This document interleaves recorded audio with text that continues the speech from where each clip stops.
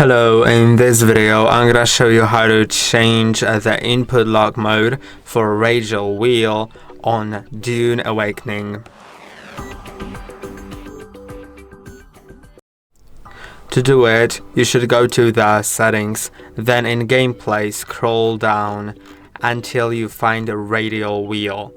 Now you can find the input lock mode for mouse or for controller, and you can change them separately to either flick and remember or flick and forget.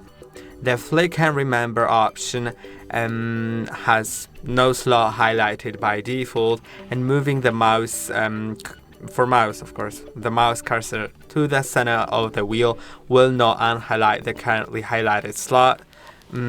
Whereas the flick and forget also has no highlighted slot by default, and moving the mouse cursor to the center of the wheel will unhighlight the currently highlighted slot.